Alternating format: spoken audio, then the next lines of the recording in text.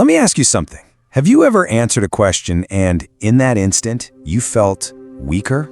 Not because your answer was wrong, but because you realized the question itself was a mental trap, one that was never really meant to understand you. Well, today, we're going to explore 5 very specific questions that you should probably never answer.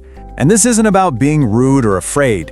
It's about understanding that answering them costs you personal power and your mental peace. This is about protecting your own mind. Okay, let's get right into it. You know, most of us are taught to believe that strength comes from having a quick, sharp answer for everything.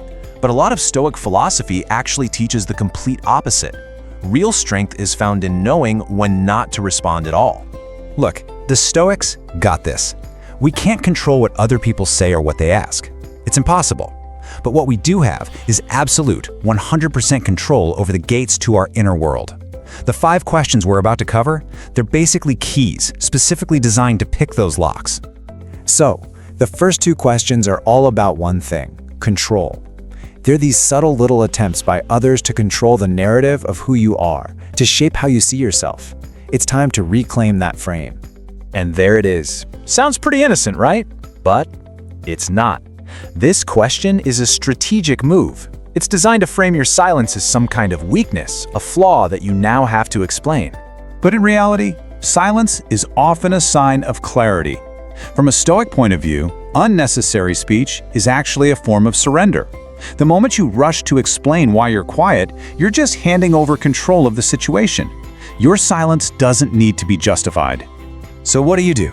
Well, the most powerful move is to simply pause. Maybe offer a slight smile, and just say nothing. The discomfort that the other person feels in that quiet moment, that's them realizing they don't control the frame. You do. And here's the next one. This question is pure bait. It's built to force you into a defensive corner, to make you justify your own independence, your own values. Now, what's really fascinating here is a core Stoic truth. The second you feel that need to explain your values, you've already weakened them.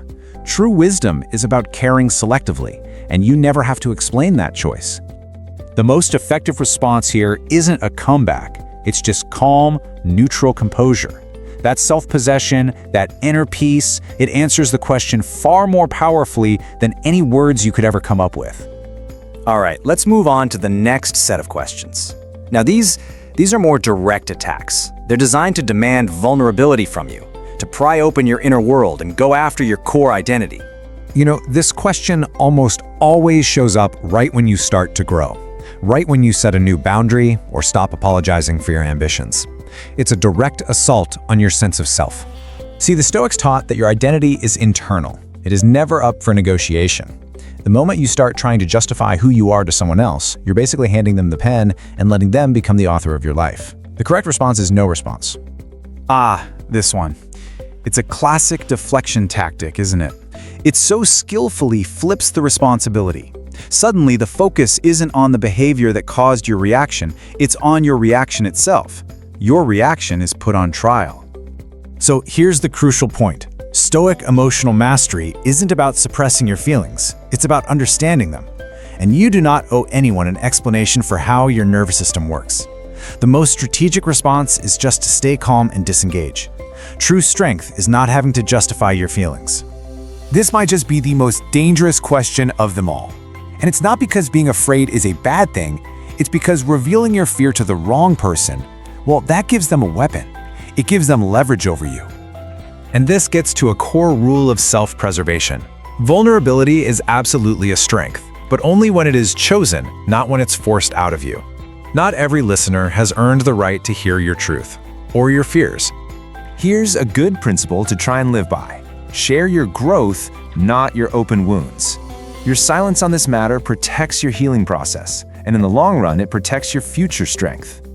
So we've just walked through 5 questions that are all designed to steal your control, demand your vulnerability, and really to just drain your energy. Now let's talk about the one single Stoic principle that acts as the ultimate defense against all of them: energy discipline. This is the fundamental shift in your mindset. It's about moving from being someone who just automatically reacts on instinct, usually from a place of defense, to someone who consciously chooses their response. You create a deliberate pause. And in that tiny gap between the question and your response, that's where all of your power is. The first part of this mantra is simple, but it's profound. When you let external questions and forces dictate how you feel, it's like you're a puppet on strings. But the key is to remember, you are not the puppet. You can't control the questions they ask, but you can always control your response. And it's simple. When you control your response, you control your power. That's energy discipline in action. You get to decide where your energy goes, and you refuse to let it get siphoned off by pointless provocations. In this context, conscious silence isn't weakness. It is the ultimate form of self-command. I want to leave you with this thought. Make this your personal mantra. Say it to yourself. I choose silence wisely. It's not for anyone else to hear. It's for you. It's a personal declaration of your mental strength and your sovereignty.